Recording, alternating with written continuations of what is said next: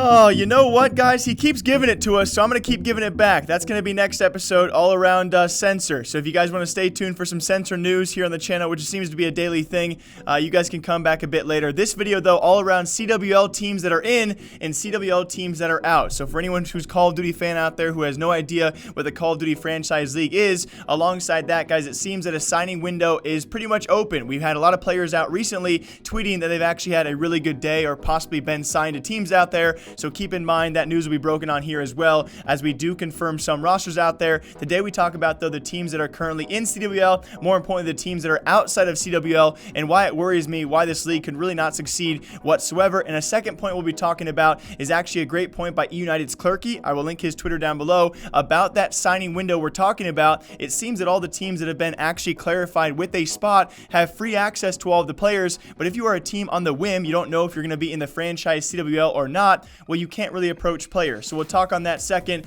But yeah, guys, let's talk about CWL and why it continues to worry the frick out of me. So as I'm sure many of you guys know, also going to link COD Intel down below. They are a saving grace when it comes time for breaking any news. We know 9 cities so far, supposedly maybe a 10th city, that being Seattle, which could belong to Luminosity Gaming. And if that rings any confusing rings to your head, well, it would make sense, because we had an article not too long ago we also covered here, which did say that both LG and Gen G were not going to be in CWL. They were actually denied, apparently, that spot. So apparently that could not be true. LG could be back, which is weird because that same source, that same article, it was right about Gen G. Gen G has now announced they are actually out of the league. I think it's based off their own decision, though, not them being denied. So it's just weird to see these sources out there saying that teams were now denied by the league, but it seems those teams actually rejected the league themselves.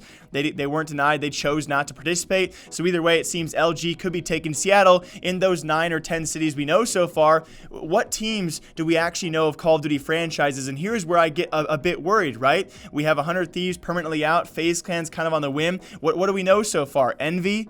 We know Splice. We know, I guess, maybe a Misfits, kind of not really a part of Call of Duty so far. When it comes term for Call of Duty franchises, because Optic, they're going to be not really Optic anymore. They're not owned by Immortals. When it comes to existing historical Call of Duty franchises who actually got spots inside the league, it's a slim 2 or 3 that we really know about so far. And yes, I'm not really worried because a lot of our favorite players will get signed, but it's so weird to see a franchise league now approach Call of Duty, and Call of Duty franchises, Call of Duty organizations that we have come to know and love, they won't be there, though. So I did us all the favor of making some graphic art out there. I just took COD Champs, right? I figured those are our top 32-ish teams in Call of Duty, and I think that's a fair assumption to make. So I'll show you guys my painting on screen for all of you. What do we have left, right? We have LG, we have Envy, we have Splice, we have FaZe on the whim, we have Optic. We really don't know who they are exactly. 100 Thieves is now out. A lot of the big organizations have now announced they are out. When it comes time to it, guys, Gen G are now out. 100T, like I said. Old Optic, not really them. EG are out. E6 is out. Reciprocity is out. And Midnight's now out. Heretics is now out. Must I continue down the list of teams that we once knew and they're not going to be there? It just, I don't know. Last night, I literally laid in bed and I thought, this is really weird. A franchise league has come to a video game. We've seen this in the past with Overwatch. We've seen it with League of Legends. And a lot of your big orgs, they stick around, right? When it came time for Call of Duty to now franchise, a lot of the orgs we know, they're just done. They're not going to be there anymore. It's so weird to see. Like, it's really, is it...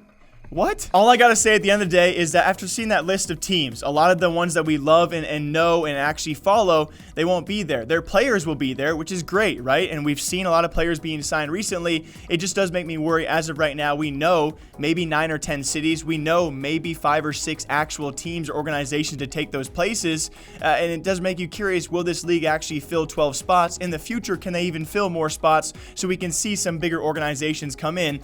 You know, when it comes time for bigger organizations who could still sign and have the financial backing, a lot of them are not in COD franchising, right? When it comes to a Cloud9, they've expressed interest, but they're not really there. Liquid is not a COD historical organization. Fnatic's not there, you know. NRG's not going to be there. Other European orgs will not be there as well. And so when it comes time for that small list of teams that can still fill these spots that have still not yet signed, a lot of unanswered questions going forward if they can actually fill these 12 spots in general with organizations that we actually do know know from Call of Duty history. And I think FaZe is going to be a big linchpin to see where this league does go in terms of viewership, and especially where these Optic guys end up going as well. I don't know. There's a lot of question marks going forward. But very lastly for all of you, a great talking point as we see a lot of players being signed in the past 24 hours. I will cover as many teams as I possibly can once they are finalized as well. Thanks to Misery and Sweeper, who will hopefully help me compile all of these signings as they do roll in. United's Clerky brought up a great point about this. As we do have some solidified organizations, only a few have actually guaranteed themselves spots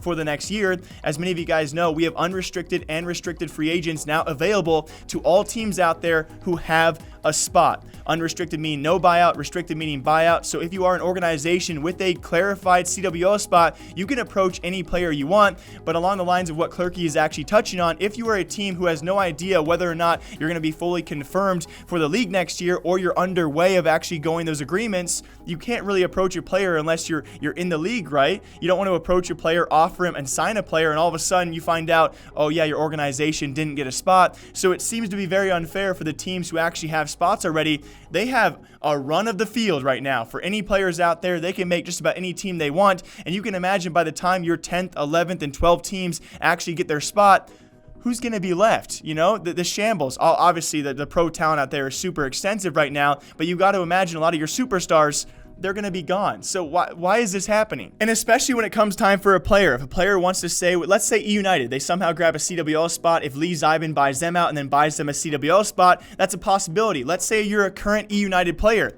Do you stick it out with that organization because you have faith they will be guaranteed a CWL spot? Do you trust your management when they say, hey, Clay, don't leave, man. Don't be bought out because we might have a spot. We're pretty sure we have a spot. How long do you stay before you're like, okay, man, I'm going to go to a team that has a guaranteed spot and a guaranteed future for me to play in the franchise league for at least next year?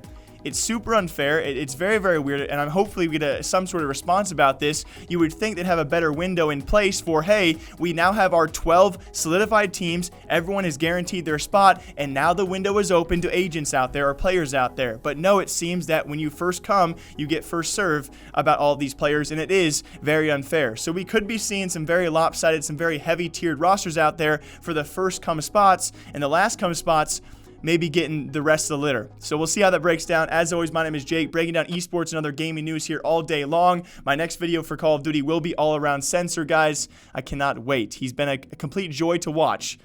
It's a very weird situation to be watching, okay? Until next time, take care of yourselves. I'll see you guys back here sometime soon.